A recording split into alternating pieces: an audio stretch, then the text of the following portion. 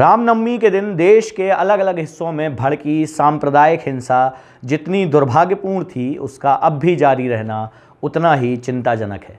शक्ति, शील और सौंदर्य के प्रतीक श्री राम ने कभी मर्यादा का उल्लंघन नहीं किया, इसलिए उन्हें मर्यादा पुरुषोत्तम कहते हैं। पर यह विडंबना ही है कि रामनवमी के त्यौहार पर एक मंदिर में हुए हादसे में 36 श्रद्धालुओं का मारा जाना बहुत मर्मांतक था और उस पर भी कई जगह हिंसा की आग भी भड़क उठी।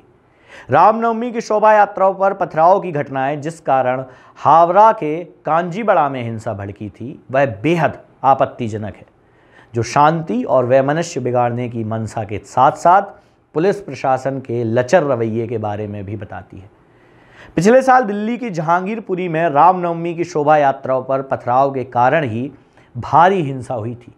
हालांकि यह भी सच है कि शोभा यात्रा में हथियार लहराने का ऐसा पैटर्न पहले ज़्यादातर नहीं देखा जाता था।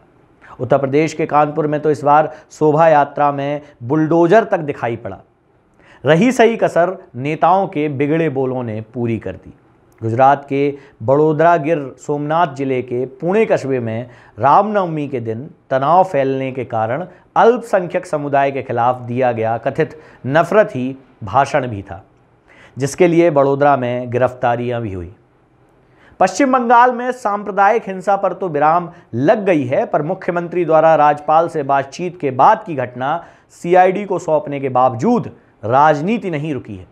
वहां भाजपा ने जहां सरकार व पुलिस पर पक्षपात का आरोप लगाया, वहीं दूसरा पक्ष हिंसाग्रस्त इलाकों की निगरानी के लिए राज्यपाल द्वारा अलग सेल बनाने की आलोचना कर रहा है।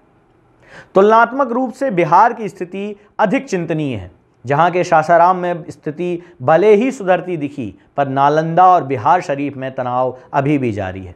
इसी बीच गृह मंत्री अमित शाह ने नवादा में रैली कर दी और नीतीश कुमार को आड़े हाथों लिया। यह विद्रूप ही है कि जिस बिहार सरकार पर हिंसा रोकने की जिम्मेदारी है, उसके मुखिया ने इस हिंसा को कानून व्यवस्था की कमी ना बताकर कुछ तत्वों द्वारा गड़बड़ी फैलाने का नतीजा कहा है। जबकि लाजमी तो यही है कि आरोप प्रत्यारोप से परे हटकर वहां सांप्रदायिक हिंसा पर लगाम लगाने की गंभीर कोशिश करनी चाहिए। बिहार इन दिनों जल रहा है, जिसका मुख्य कारण है सांप्रदायिक हिंसा। रामनवमी के दिन रैली के दौरान जो हिंसाएं भड़की हैं, वो देश में अब कोई नई बात नहीं है। साल दर साल ऐसी घटनाएं हमारे सामने आती चली जा रही हैं। कभी रामनवमी के जुलूस के दौरान, कभी हनुमान जयंती के जुलूस के दौरान, कभी कृष्ण जयंती के जुलूस के दौरान, तो कभी रमजान या मुहर्रम के जुलूस के दौरान। एक पक्ष दूसरे पक्ष को अब सहन भी नहीं कर पा रहा है। कभी लाउड स्पीकर की बातें होती हैं, कभी लोगों के बिगड़े बोल भी घटनाओं को एक नया प्रारूप देने का काम कर देते हैं। और ऐसे में राजनेता, जिनके भड़काऊ भाषण से उत्तेजित होकर कुछ युवा और कुछ पुराने सांप्रदायिक लोग ऐसी घटनाओं को अंजाम देते हैं, इनको पकड़ना बेहद आवश्यक है। चलिए घटना को एक बार फिर से समझ लेते हैं। सासाराम में सोमवार की सुबह करीब 5:30 बजे एक घर में बम फेंका गया है। हालांकि इस बमबाजी में किसी के हताहत होने की सूचना फिलहाल नहीं मिली है। मामला नगर थाना क्षेत्र के मोची टोला मोहल्ले का है।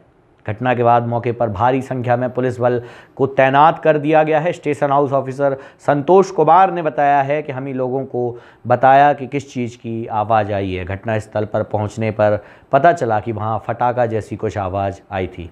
इसके अलावा कुछ विशेष बात वहां पर नहीं है। सासाराम शहर में फ़िलहाल इंटरनेट बंद है। 12वीं तक के स्कूलों को भी बंद करने के आदेश दे दिए गए हैं। नालंदा में भी हिंसा के बाद 4 अप्रैल तक इंटरनेट को बंद रखा जाएगा। बिहार शरीफ शहर में स्कूल कॉलेज भी 4 अप्रैल तक बंद रखने के आदेश हैं। सासाराम में हुई हिंसा के बाद गृह मंत्री अमित शाह का तय कार्यक्रम भी स्थगित कर दिया गया था। रविवार को अमित शाह का नवादा के साथ साथ सासाराम में भी कार्यक्रम था, लेकिन हिंसा के बीच सुरक्षा को देखते हुए गृह मंत्री की यात्रा रद्द कर दी गई। इसको लेकर बीजेपी ने बिहार सरकार पर जमकर हमला बोला है। बीजेपी के एक प्रतिनिधिमंडल ने राज्यपाल से मुलाकात की थी। बीजेपी की ओर से कहा गया था कि यह सुरक्षा इंतजामों की अनदेखी का नतीजा है। राज्य में पुलिस का इकबाल खत्म हो गया है, इसलिए राज्यपाल के आग्रह है कि इन स्थितियों का संज्ञान लिया जाए। बिहार के 5 जिले रोहतास, नालंदा, भागलपुर, गया और मुंगेर में रामनवमी की शोभा यात्रा को लेकर हिंसा भड़क उठी थी। इस घटना के बाद पुलिस फोर्स तैनात की गई। सासाराम में फिलहाल 5 IPS अधिकारियों की तैनाती की गई है। नालंदा में धारा 144 लागू है। इंटरनेट बंद हो रखा है। गया और भागलपुर में फोर्स की तैनाती की गई है। मुंगेर में भी शनिवार को हिंसा की वारदात सामने आई थी। हिंसा के बाद रविवार को हालात की समीक्षा के लिए सीएम ने हाई लेवल की मीटिंग की। नीतीश कुमार ने मुख्य सचिव और डीजीपी को निर्देश देते हुए कहा है कि सभी जिलों के जिलाधिकारियों और पुलिस अधीक्षकों से वीडियो कॉन्फ्रेंसिंग के माध्यम से जिले के हालात की पूरी जानकारी ली जाए। प्रेस कॉन्फ्रेंस कर मीडिया को पूरी जानकारी दी जाए ताकि कोई भी अफवाह किसी भी तरह की ना फैले, लोग भ्रमित ना हों। वहीं रविवार की देर शाम बिहार के डीजीपी RS भट्टी बिहार शरीफ पहुंचे। घटनास्थल पहुंचकर अधिकारियों के साथ घटना की जानकारी ली। इस मौके पर उन्होंने अधिकारियों को हमेशा सतर्क रहने और सभी चौराहों और संवेदनशील और अति संवेदनशील वाले क्षेत्रों में पर्याप्त सुरक्षा बलों की तैनाती करने का निर्देश TM और SP को दिए हैं।